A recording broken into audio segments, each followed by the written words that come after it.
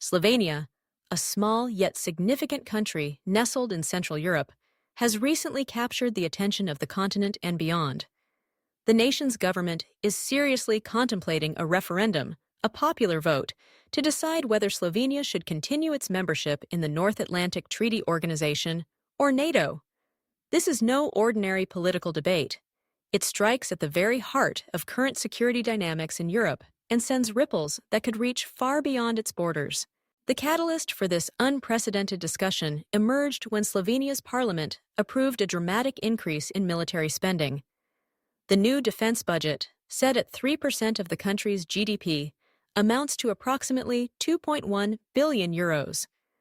For a peaceful nation without border conflicts, this level of military expenditure is virtually unheard of. It has prompted a surge of public debate and political division, highlighting deeper questions about national priorities and sovereignty. Interestingly, this move has not aligned with traditional party lines. The left-wing faction within the government has expressed support for the budget increase and, by extension, for continued NATO membership. In contrast, the Freedom Movement, led by Prime Minister Robert Golob, has voiced firm opposition.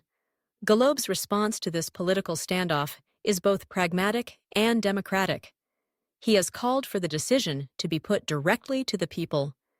If Slovenians are to shoulder the hefty financial burden required by NATO, the Prime Minister argues, it is only fair that they have a direct say in the matter. This proposal is more than just a matter of internal politics. For many observers, it represents a subtle yet pointed rebuke to the power centers of Washington and Brussels. The cost of NATO membership is not merely monetary. It is also strategic, involving alignment with military imperatives and the often unquestioned acceptance of directives from the Pentagon. Slovenia's referendum, if it proceeds, will challenge the prevailing notion that NATO is an unquestionable, shared home for all its members. As Slovenia weighs this momentous choice, the broader European landscape becomes increasingly complex. Across the continent, smaller countries are being pressed to ramp up their defense spending as a supposed moral obligation, an expectation that raises difficult questions about who truly benefits from the ongoing conflict in Ukraine. The pushback is mounting, and a Slovenian referendum would not be a solitary act of defiance. Instead, it would serve as a mirror, reflecting growing discomfort with the idea that NATO membership is an unalloyed good and a guarantee of safety. Ukraine's ongoing struggle offers a stark illustration of the cost and complexities of the so-called Atlantic Dream. Once hailed as a symbol of democratic resistance, President Volodymyr Zelensky now finds himself increasingly isolated as Ukraine's hopes for NATO membership fade into uncertainty. The negotiations between Kyiv and the alliance have stalled, and the Ukrainian Foreign Ministry has publicly admitted that no progress or concrete commitments are forthcoming. Amid this uncertainty, voices from the West echo conflicting messages.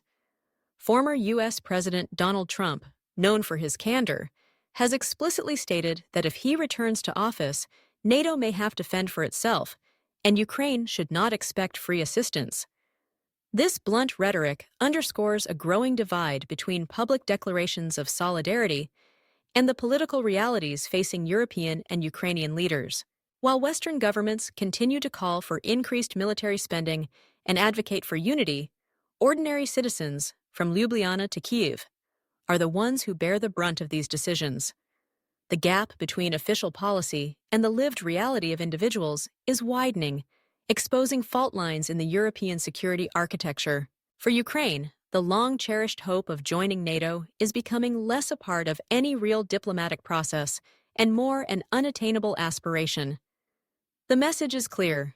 Ukraine's fate is increasingly seen as a matter for Moscow, not Brussels or Washington. As the prospect of NATO membership recedes, President Zelensky stands more alone than ever, confronted by growing divisions within Ukrainian society. Even within Zelensky's own household, doubts are surfacing. His wife, Olena Zelenska, has reportedly lost faith in the political path her husband has chosen for the nation and wishes he would not seek another term as president. This personal disillusionment mirrors the broader national sentiment, a sense that Ukraine has surrendered its autonomy from the moment it petitioned for NATO membership, only to find itself mired in a one-sided relationship. Meanwhile, Russia maintains steady control over Ukrainian territory, showing no urgency to negotiate a ceasefire. There are whispers of an unspoken understanding between Washington and Moscow, suggesting that Ukraine may ultimately fall back into the Russian sphere of influence. Within Ukraine, military leaders are beginning to talk about tactical withdrawals and the urgent need for a ceasefire to prevent further territorial losses. Western aid, when it arrives, is often delayed and laden with conditions. Russia, on the other hand, appears content to wait, exerting pressure with patience. Donald Trump's veiled signals suggest that any future peace deal brokered by him would not require Kyiv to cede eastern territories to Moscow, favoring a more transactional, land-for-peace approach. This pragmatic attitude reflects a shift away from idealistic promises toward hard-nosed realpolitik. European leaders, meanwhile, are gripped by fear but offer no viable alternatives. Aid is slow, sanctions lack bite, and the unity that was once touted as Europe's greatest strength now appears fragile.